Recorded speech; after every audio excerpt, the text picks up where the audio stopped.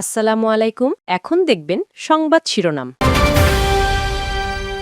ইনকিলাব মঞ্চের মুখপাত্র ওসমান হাদির মৃত্যুতে বিক্ষোভ অব্যাহত। শাহবাগে আগ্রাসনী বিরোধী সমাবেশে জড়ো হচ্ছে ছাত্র জনতা।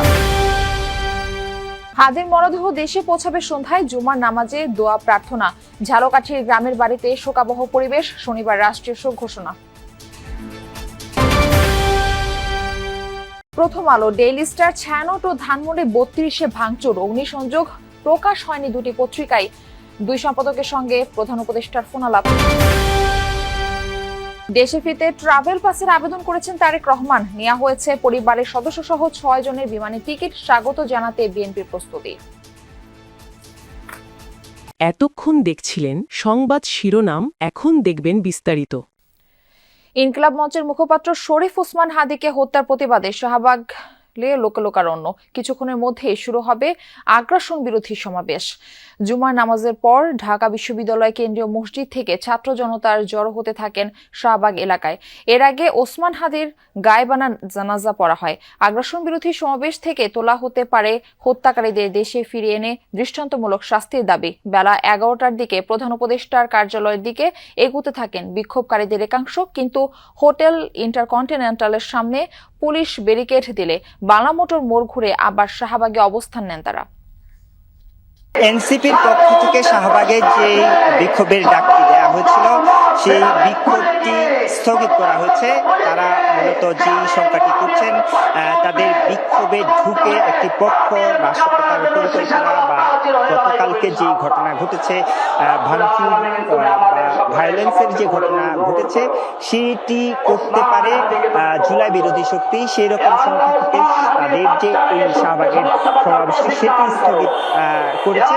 এবং এর প্রেক্ষিতে কিন্তু যেহেতু সকাল থেকে মূলত এখানে বিভিন্ন, যেটি গতকালকে রাতেও ভোর পর্যন্ত অনেকে অপেক্ষা করছিলেন, ভোর হওয়ার পর সকাল থেকেই বিভিন্ন জায়গা থেকে বিভিন্ন প্রান্ত থেকে বিভিন্ন মানুষজন এখানে জড়ো হতে থাকেন এবং সেই জমায়েতটি এই অবস্থায় অর্থাৎ দুপুর নাগাদ এই পর্যন্ত এসেছে। বিভিন্ন জায়গা থেকে বিভিন্ন পক্ষ আসলে এই জায়গাটিতে অবস্থান নিয়েছেন এবং তাদের প্রতিবাদ জানিয়েছেন। কিছুক্ষণ আগে ইসলামী ছাত্র আন্দোলনের পক্ষ থেকে একটি সমাবেশ হয়েছে। তারপরে এখানে শুক্রবারের জুম্মার যে নামাজ, সেই জুম্মার নামাজ আদায় করেছেন এবং জুম্মার নামাজ শেষে একটি দোয়া করেছেন শরীফ ওসমান হাদির নিহতের যে মাগফিরাত কামনায় একটি দোয়া কামনা করা হয়। দোয়াটি শেষ হয়েছে এই মুহূর্তে এবং এর ওসমান হাদির মরদেহ দেশে পাঠানোর প্রক্রিয়া চলছে। সিঙ্গাপুর জেনারেল হাসপাতাল থেকে সরাসরি এয়ারপোর্টে নিয়ে যাওয়া হবে। বাংলাদেশ বিমানের একটি বাণিজ্যিক ফ্লাইটে সিঙ্গাপুর থেকে ঢাকার উদ্দেশ্যে রওনা হবে। স্থানীয় সময় শুক্রবার বিকেল ৩টা ৫০ ফ্লাইটটি সিঙ্গাপুর ছাড়বে। ঢাকার হযরত শাহজালাল আন্তর্জাতিক বিমানবন্দরে ফ্লাইটটির সম্ভাব্য অবতরণের সময় সন্ধ্যা ৬টা ৫ এর আগে ওসমান হাদির প্রথম জানাজা সিঙ্গাপুরের দ্য আঙ্গুলিয়া মসজিদে সকাল ১০টায় অনুষ্ঠিত হওয়ার কথা ছিল, কিন্তু সময় স্বল্পতা এবং নিরাপত্তা ক্লিয়ারেন্স না পাওয়ায় তা আর সম্ভব হয়নি। শনিবার বাদ জোহর ওসমান হাদির জানাজা মানিক মিয়া এভিনিউতে অনুষ্ঠিত হবে, জানিয়েছে ইনকিলাব মঞ্চ। কিছু বিচ্ছিন্ন ও উগ্র গোষ্ঠীর দ্বারা সংঘটিত সকল প্রকার গণহিংসা প্রতিরোধের আহ্বান জানিয়েছেন অন্তর্বর্তী সরকার। দুপুরে এক বিবৃতিতে সহিংসতা, ভীতি প্রদর্শন, অগ্নিসংযোগ এবং সম্পত্তি ধ্বংসের সকল কর্মকাণ্ডের নিন্দা জানানো হয়। বৃহস্পতিবার রাতে ডক্টর মোহাম্মদ ইউনূস জাতির উদ্দেশ্যে দেয়া ভাষণে হাদির হত্যাকারীদের দ্রুত আইনের আওতায় আনার প্রতিশ্রুতি দেন। ভাষণে দেশবাসীকে ধৈর্য ধরার আহ্বান জানান তিনি। একই সাথে শনিবার একদিনের রাষ্ট্রীয় শোক ঘোষণা করেন প্রধান উপদেষ্টা। শুক্রবার দুপুরে অন্তর্বর্তী সরকারের বিবৃতিতে বর্তমান সময়কে দেশের ইতিহাসে গুরুত্বপূর্ণ উল্লেখ করা হয়। প্রথম আলো ও ডেইলি স্টার ভবনে হামলার কারণে প্রকাশনা বন্ধ রেখেছে পত্রিকা দুটি। অনলাইনেও তাদের কার্যক্রম সাময়িকভাবে বন্ধ।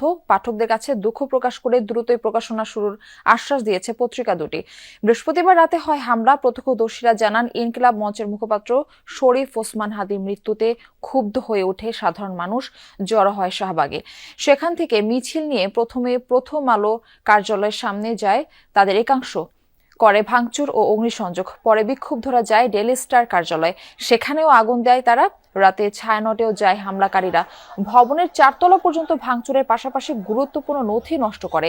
এদিকে সকালে প্রথম আলোর সামনে বিক্ষুব্ধ জনতার তোপের মুখে পড়েন সিনিয়র সাংবাদিক সেলিম খান। পরিস্থিতি নিয়ন্ত্রণে পুলিশের পাশাপাশি কাজ করছে সেনাবাহিনী ও বিজিবি। যারা পারপেট্রেটর, যারা এটার সাথে জড়িত, তাদেরকে আইনের আওতায় নিয়ে আসবো, এইটাই সকলের সহযোগিতা কামনা করি। কিন্তু এই যে ভাঙচুর করা, পুরানো, এটা তো রাষ্ট্রীয় সম্পদ নষ্ট হচ্ছে, এইটা অনাকাঙ্ক্ষিত। সকলকে ধৈর্য ধরে যে কোনো সিচুয়েশন মোকাবেলা করার জন্য আমি আহ্বান করি। মব সৃষ্টি করে প্রথম আলো, ডেইলি স্টার ও ছায়ানট ভাঙচুরের ঘটনায় প্রতিবাদ জানিয়েছে নাগরিক সমাজ। সকালে কারওয়ান বাজারে প্রথম আলো ও ডেইলি স্টার ভবনের সামনে উপস্থিত হন তারা। হাদি হত্যার বিচার দাবি করেন নাগরিক সমাজের প্রতিনিধিরা। তাদের পক্ষ থেকে বলা হয়, দেশকে পরিকল্পিতভাবে অস্থিতিশীল করার চেষ্টা করা হচ্ছে। উস্কানি দিয়ে আবারও শেখ হাসিনার কায়দায় দেশ বিভাজিত করার চেষ্টা করছে একটি মহল। তাদের প্রত্যেককে গ্রেফতারের দাবি জানান তারা। আজকে যদি আপনাদের মনে হয় যে আজকে প্রথম আলো, ডেইলি স্টার কিংবা ছায়ানট আক্রান্ত হলে আপনাদের সুবিধা, আপনাদেরকে জানিয়ে দিতে চাই, এই প্রতিশোধ পরায়ণতা কোনোভাবেই কোনো মানুষকে এই প্রতিশোধের আগুন থেকে বেঁচে থাকতে দেবে না। দেশে ফেরার জন্য ট্রাভেল পাসের আবেদন করেছেন বিএনপির ভারপ্রাপ্ত চেয়ারম্যান তারেক রহমান। নিজ ও স্বজনদের জন্য বিমান বাংলাদেশ এয়ারলাইন্সের 6টি টিকিট কেটেছেন। সবকিছু ঠিক থাকলে 25 ডিসেম্বর বেলা 12টার দিকে পৌঁছাবেন ঢাকার হযরত শাহজালাল আন্তর্জাতিক বিমানবন্দরে। উন্নত চিকিৎসা নিতে বিএনপির ভারপ্রাপ্ত চেয়ারম্যান তারেক রহমান লন্ডনে যান 2008 সালে। 17 বছর 3 মাস পর দেশে ফিরছেন তিনি। তবে পাসপোর্ট না থাকায় দেশে ফিরতে দরকার হবে ট্রাভেল পাস। পররাষ্ট্র উপদেষ্টা বৃহস্পতিবার জানান, লন্ডনে বাংলাদেশ হাইকমিশনে ট্রাভেল পাসের আবেদন করেছেন তিনি। দেশে ফেরার প্রায় সকল প্রস্তুতি সেরে ফেলেছেন তারেক রহমান। 24 ডিসেম্বর ঢাকাগামী নিয়মিত ফ্লাইট BG 202-তে দেশে ফিরবেন তিনি। এজন্য বিমান বাংলাদেশ এয়ারলাইন্সে নিজ স্বজনদের জন্য 6টি টিকিট কেটেছেন বিএনপির শীর্ষ নেতা। 25 ডিসেম্বর বেলা 11টা 50 ফ্লাইটটি ঢাকায় পৌঁছানোর কথা রয়েছে। বিএনপির পক্ষ থেকে জানানো হয়, ঢাকায় তারেক রহমানের অভ্যর্থনা ও নিরাপত্তার ব্যবস্থা নিয়েছে তার দল। M A Aziz, Jamuna news, Dhaka.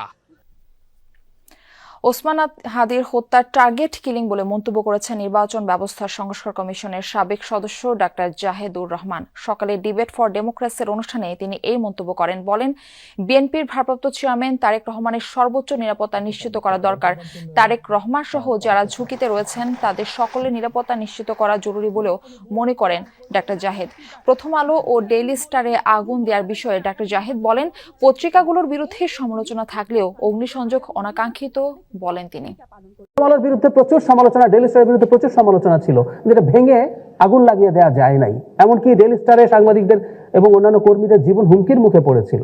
তো এই যে পরিস্থিতি হচ্ছে, এই স্টেবিলিটিটা দরকার। সুতরাং আমি মনে করি জনাব তারেক রহমানের ব্যাপারে অবশ্যই সর্বোচ্চ নিরাপত্তার ব্যবস্থা নেওয়া দরকার এবং তারকে হত্যা করে ফেলতে হবে এই ধরনের ঝুঁকি